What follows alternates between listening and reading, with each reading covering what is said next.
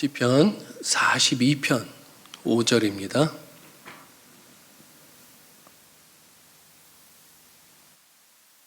자, 우리 이 시간 한 목소리로 읽어보도록 하겠습니다. 시작.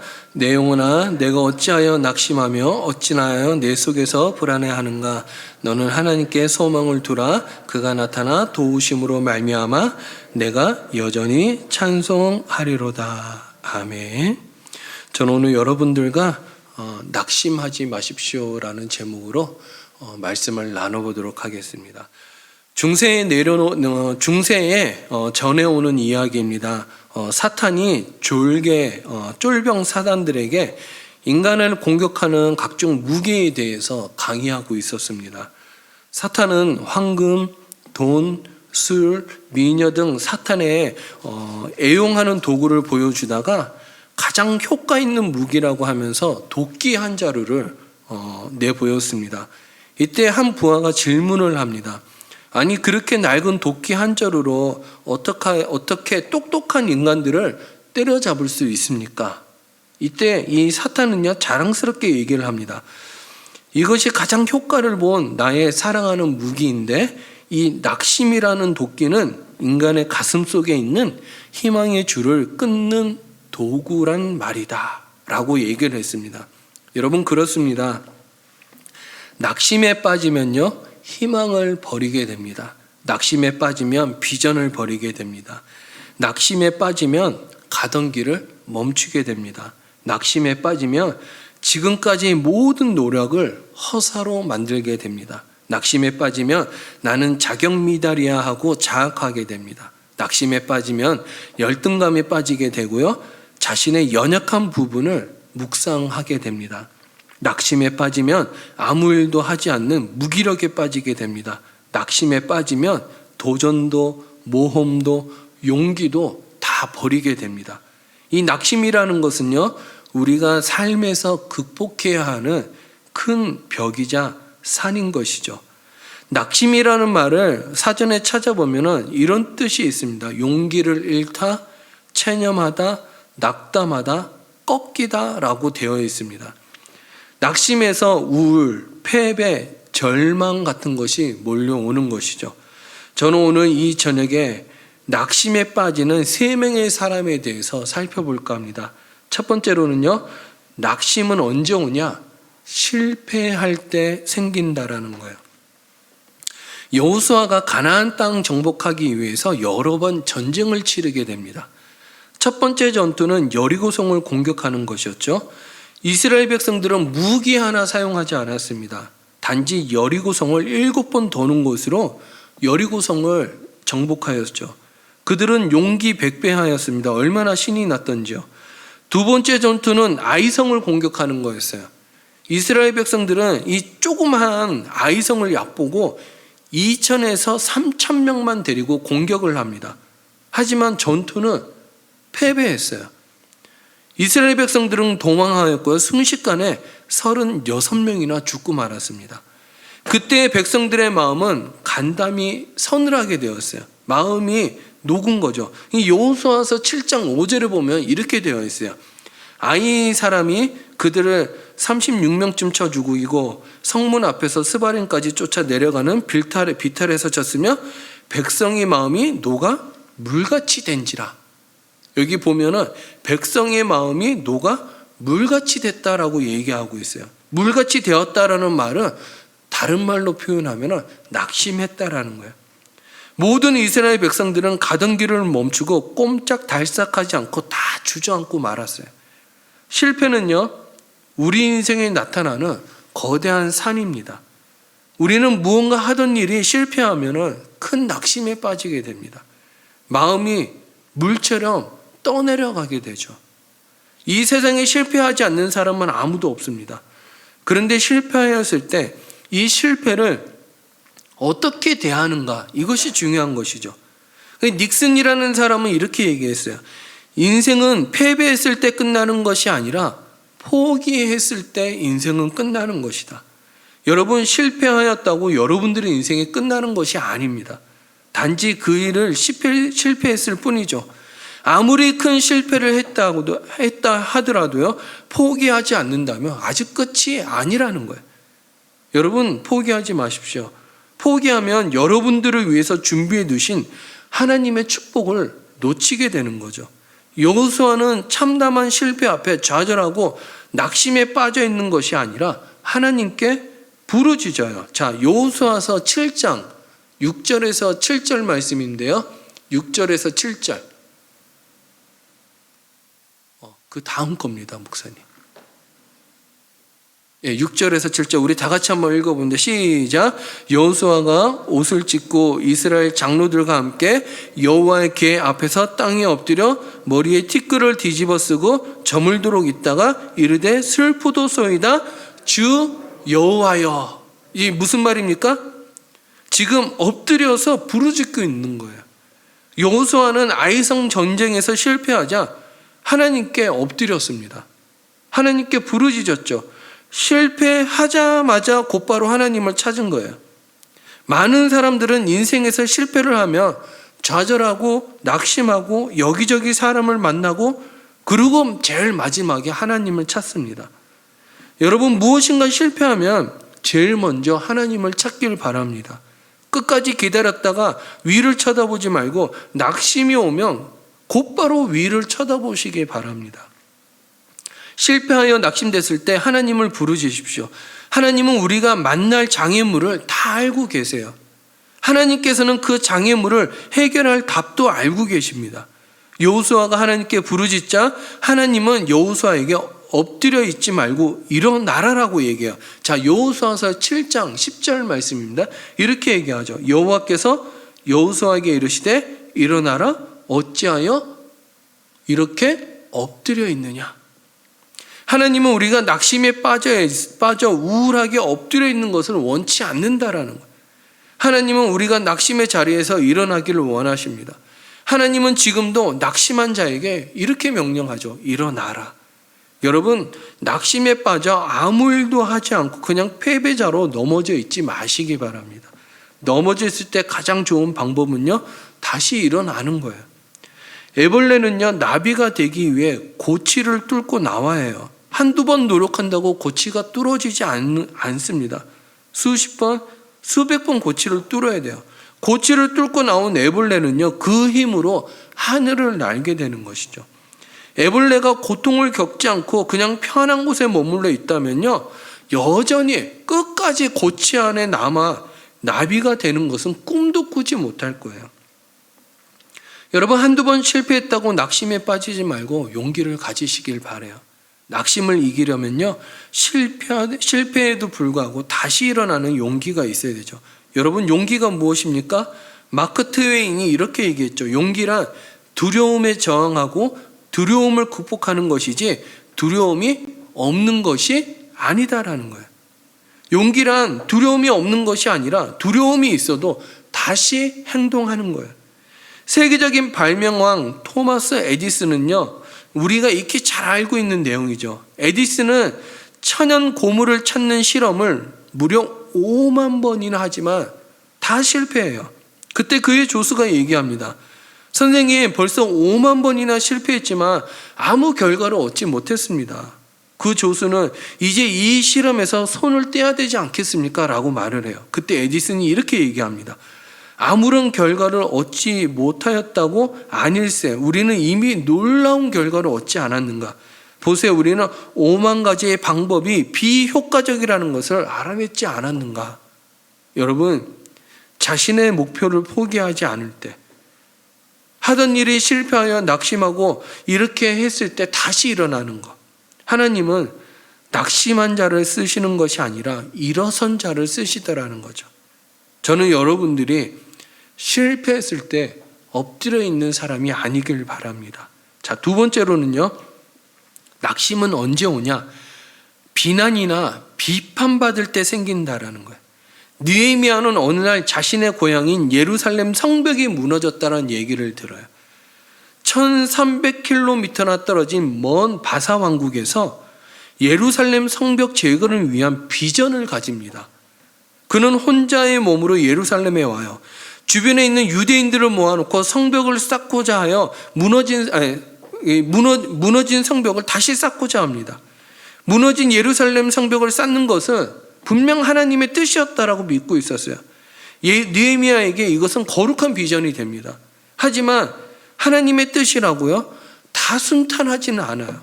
느헤미야는 예기치 않은 비난을 받게 돼요. 자, 느헤미야서 4장 1절부터 3절까지예요. 우리 다 같이 한번 읽어봅니다. 시작. 산발랏이 우리가 성을 건축한 다음을 듣고 크게 분노하여 유다 사람들을 비웃으며 자기 형제들과 사마리아 군대 앞에서 일러 말하되 이 미약한 유다 사람들이 하는 일이 무엇인가? 스스로 경고하게 하려는가? 제사를 드리려는가? 하루 일을 마치려는가? 불탄 돌, 흙 무더기에서 다시 일으키려 하는가? 하고 암몬 사람 도비아는 곁에 있다가 이르되 그들이 건축하는 돌 성벽은 여우가 올라가도 곧 무너지리라 하더라. 무슨 말입니까? 지금 크게 비웃고 조롱하고 있는 거예요. 예루살렘 성벽 재건이라는 이 큰 변화에 산발랏은 비웃고 조롱하였어요. 산발랏의 말에 도비아는 맞장구를 칩니다. 여우가 올라가도 무너지겠다. 여러분, 여우가 얼마나 가벼운지 아시죠? 그들은 비난만 하는 것이 아니라 공격하겠다는 협박과 위협까지 하게 됩니다. 느헤미야와 함께 성벽을 쌓는 유대인들은요, 그 말에 낙심하고 이 성벽 쌓기를 포기해요. 자, 느헤미야서 4장 10절입니다. 4장 10절에 이렇게 얘기하죠. 유다 사람들은 이르기를 흙무더기가 아직도 많거늘 집 나르는 자의 힘이 다 빠졌으니 우리가 성을 건축하지 못하리라 하고, 비난받으면 힘이 빠져요. 비난을 받으면 하던 일을 그만두고 싶어집니다. 비난을 받으면 지금까지 재미있게 하던 일이 무겁게만 느껴져요. 느헤미야가 무너진 예루살렘 성벽 쌓는 일은 느헤미야에겐 선한 일이었어요. 누가 시켜서 하는 일이 아니었습니다. 하나님께서 그에게 예루살렘 성을 쌓으라고 말씀하신 것도 아니었죠. 그는 원래 페르시아 왕국의 제2인자로 살고 있었어요. 어느 날 동생 하나니가 오더니 내가 형 예루살렘 고향을 갔다 왔는데 성벽이 무너졌어 라는 말을 듣고요, 예루살렘 성벽을 재건해야 되겠다는 선한 비전을 가지게 됩니다. 느헤미야가 성벽을 쌓지 않는다고 아무도 비난할 자는 없어요. 근데 느헤미야도 힘이 빠졌습니다. 하지만 느헤미야는요, 성벽 쌓는 일을 포기하지 않았어요. 비판과 조롱은 리더에게 정신적인 상처를 주고 낙심에 빠지게 해요. 이 섹스피어는 이렇게 얘기를 했어요. 비웃음은 머리에 쏘는 종이 탄환이지만 이 탄환은 많은 병사를 다치게 한다라고 얘기했습니다. 우리는 가끔 유명한 사람들이 자살했다라는 보도를 듣게 돼요. 그들 중 어떤 사람들은 비난을 이기지 못해 죽음을 선택한 거예요. 비판과 비난은요, 종이 탄환이지만 죽게 할 만큼 무서운 것이죠. 비판과 비난은 사람을 힘 빠지게 만드는 거예요. 하지만 리더는 이런 비난과 비판을 이겨야 돼요. 비난을 받지 않는 리더는 아무도 없어요. 리더는 비판 때문에 가던 길을 중단하면 안 됩니다. 리더는 비판에 낙심이라는 이 호수에 빠져 무력해지면 안 된다는 거예요. 좋은 리더가 되려면요, 담대하게 이겨야 돼요. 느헤미야는 비난과 협박에 낙심하지 않고 큰 비전을 바라봅니다. 결국 52일, 며칠이요? 52일 만에 성벽을 쌓아요. 이 일로 느헤미야는요, 성경에 기록되는 엄청난 축복을 누리게 됩니다. 여러분, 주님께서 기뻐하시는 일을 하는 자들은요, 낙심에 빠지게 되어 있어요. 왜요? 교회 일을 하다가 낙심에 빠지거든요. 비판받기 때문에 그래요. 그런데 데살로니가 후서 3장 13절에서 이렇게 얘기해요. 우리 다 같이 한번 데살로니가 후서 3장 13절 읽어보도록 하겠습니다. 시작. 형제들아, 너희는 선을 행하다가 낙심하지 말라. 비판받으면 낙심하기 쉽다라는 거예요. 나쁜 일을 하는 것도 아닌데 비난을 받으면요, 쉽게 낙심이 돼요. 사단은 비난으로 선한 일을 하지 못하게 합니다. 교회의 리더로서 일하다 보면 그만두고 싶을 때가 한두 번이 아니에요. 성경은 우리가 주의 일을 하다가 낙심하지 말라라고 얘기해요. 갈라디아서 6장 9절에 이렇게 얘기해요. 우리가 선을 행하되 뭐라고요? 낙심하지 말지니 그 다음 뭐라고요? 포기하지 않으면. 낙심하면 뭐 한다고요? 포기한다라는 거예요. 그러니까 성경은 뭐라고요? 포기하지 아니하면 때가 이르매 거두리라 라고 얘기하고요. 이 말씀은 낙심하지 않고 하던 일을 계속하면은 끝까지 자리를 지키면 열매 맺는 날이 온다라는 거예요. 느헤미야는 어떻게 비판과 비난을 이겼습니까? 느헤미야는 일을 반쯤 하다가 주위의 비난과 협박이 있자 낙심하고 포기하려는 유대 사람들에게 포기하지 말고 공격의 전열을 다듬고 성벽을 계속 쌓아야 된다고 독려를 합니다. 비전이 있기 때문에 끝까지 포기하지 않고 독려를 한 거예요. 비난과 비판을 이기려면 더 분명히 비전을 더 견고하게 해야 돼요. 유다 사람들은 성벽을 반쯤 쌓다가 지쳤어요. 뭐든지 절반쯤 했을 때 큰 위기가 닥칩니다. 마라톤도요, 반환점에서 힘이 다 빠진다라고 얘기해요. 그러나 그때만 넘기면요, 완주할 수 있어요. 대부분의 사람들은 비전을 향해 가다가 힘들면 그만두고 싶어요. 여러분, 그래도 포기하지 마시기 바랍니다. 온갖 거짓말이 여러분들의 마음을 폭격하고 있습니까? 만사를 포기하고 싶습니까? 그때 낙심하지 말고 비전을 더 분명히 하세요. 패자는요, 장애물을 바라보고요, 리더는 비전을 바라봐요. 본 베이크라는 분이 계셨어요. 그녀는 15권의 책을 썼습니다. 굿모닝 아메리카에 출연했고요, 수많은 소시민들의 목소리 역할을 하고 있었어요. 그녀는 유방암과 신장질환을 가지고 있었습니다. 그녀가 대학 졸업식에 강사로 초대되어 한 말이에요. 내 성공은 실패에서 나왔습니다. 나의 첫 책 사인회에서 2명밖에 오지 않았습니다. 그러나 나는 실패자가 아닙니다. 이 일에 실패했을 뿐입니다. 나는 이른 나이에 부모를 잃었고 암에 걸렸고 자녀들 일로 속을 썩었습니다. 이 모든 어려움을 이기는 방법은 전체를 보는 시각입니다. 나는 그것을 먹고 삽니다. 여러분, 많은 사람들이 비난의 귀를 기울이지만 우리는 하나님의 눈으로 전체를 보는 눈이 필요해요. 리더는 눈앞에 있는 두려움보다 비전에 더 집중합니다. 문제에 집중하면 꿈이 작아져요. 비전에 집중하면 비전이 커집니다.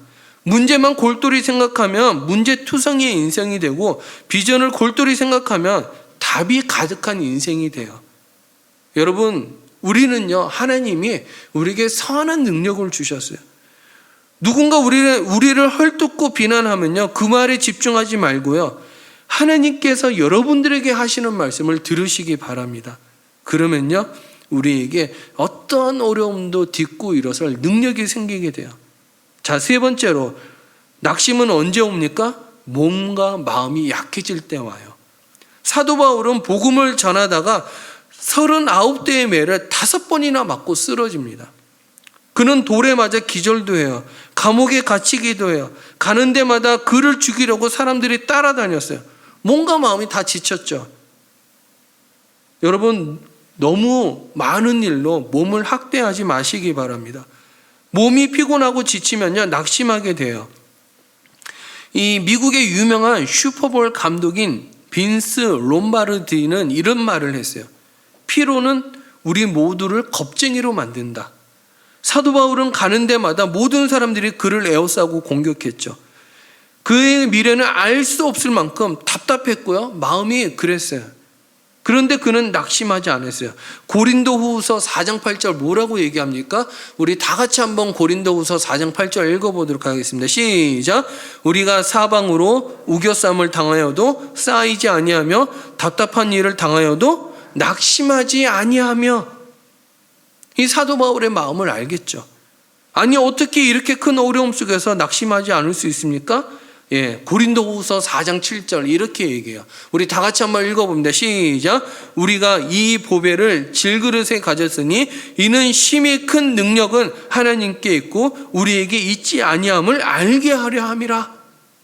사도 바울이 내 부족, 내 능력의 부족함을 알고서도 이것을 이길 수 있었던 것은요, 내 안에 하나님의 능력이 있었기 때문에 그래요. 사람은요, 내 능력의 부족을 알면 쉽게 낙심하죠. 상황이 좋지 않으면 낙심합니다. 하지만 그 능력이 나에게 있는 게 아니에요.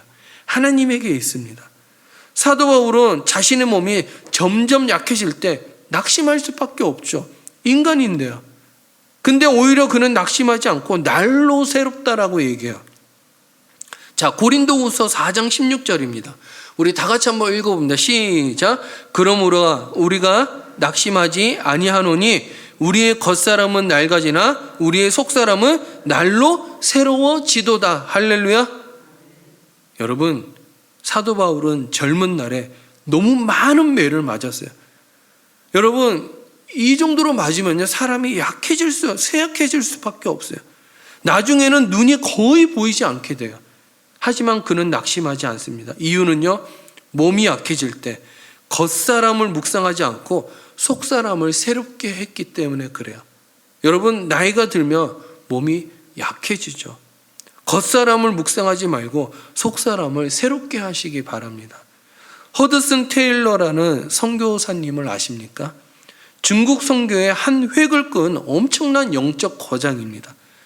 허드슨 테일러도요, 몸이 병들어 모든 것을 내려놓고 런던 외곽에 머무르는 시간이 있었어요.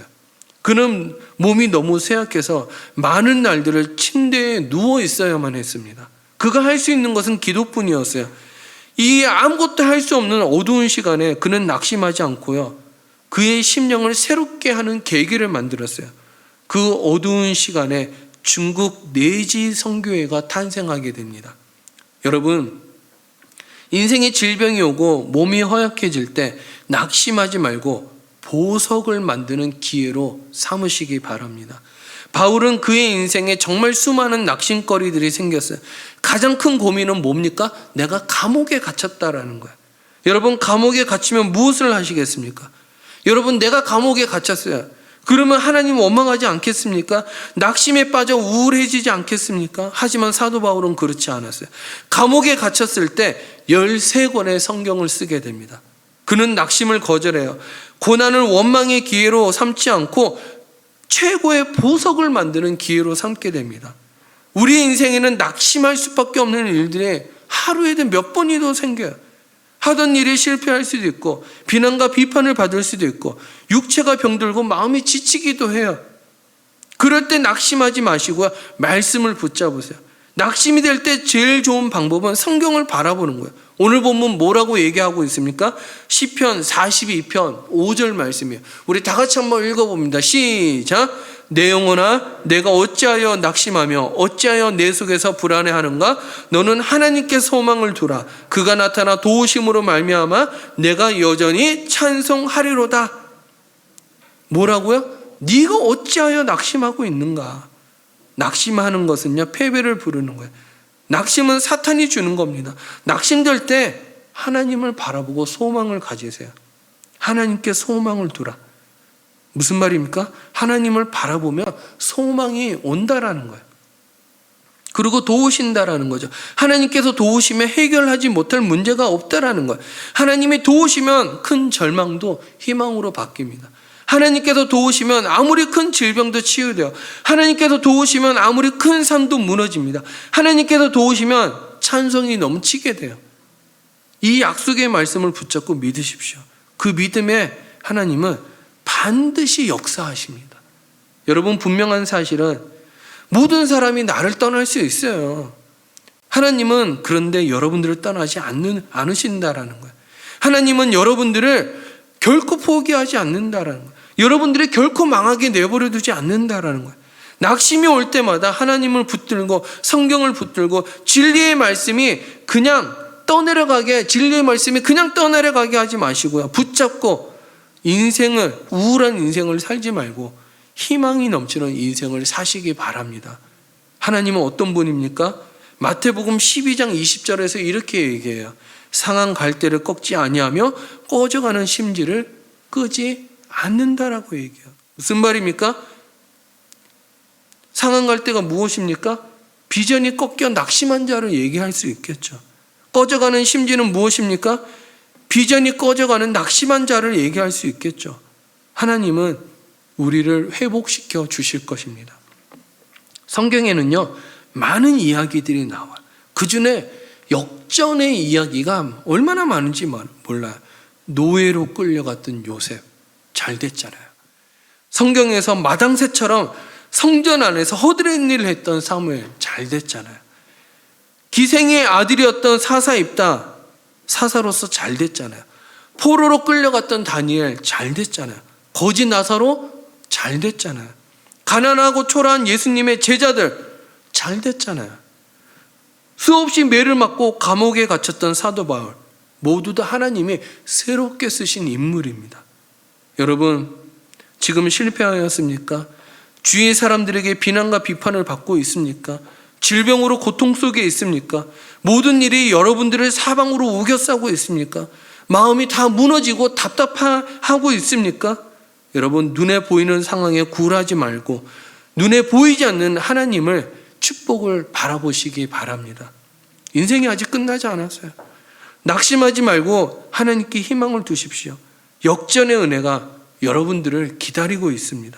하나님은 역전의 명수이시죠. 하나님이 여러분들을 향한 계획은 초라하지 않는다라는 거예요. 여러분, 여러분들이 생각한 것보다 더 큰 일을 하나님은 하시기를 원하세요. 여호수아가 아이성에서 실패한 후 어떤 일이 생깁니까? 한 번도 그 뒤로 실패하지 않아요. 큰 전쟁에서 이기는 큰 승리가 기다리고 있죠. 느헤미야가 비난과 비웃음을 당한 후 성벽은 재건됩니다. 바울이 감옥에 갇힌 후 불후의 명작 13권의 성경이 탄생하게 되죠. 하나님은 여러분들을 위해 놀라운 영적인 땅의 기름진 축복들을 예비해 놓으셨어요.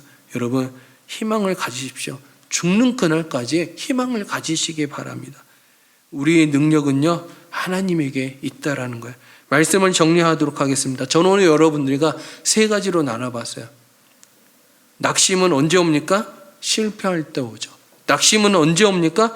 비난이나 비판받을 때 생긴다는 거예요. 낙심은 언제 옵니까? 몸과 마음이 약해질 때 온다라는 거예요. 자, 우리 이 시간 다 같이 시편 42편 5절 우리 다 같이 다시 한번 읽어보고 다 같이 찬양 불러보도록 하겠습니다. 자, 시작. 내 영혼아, 내가 어찌하여 낙심하며 어찌하여 내 속에서 불안해하는가? 너는 하나님께 소망을 두라. 그가 나타나 도우심으로 말미암아 내가 여전히 찬송하리로다. 할렐루야. 자, 우리 시간 다 같이 한번 찬양 불러보도록 하겠습니다.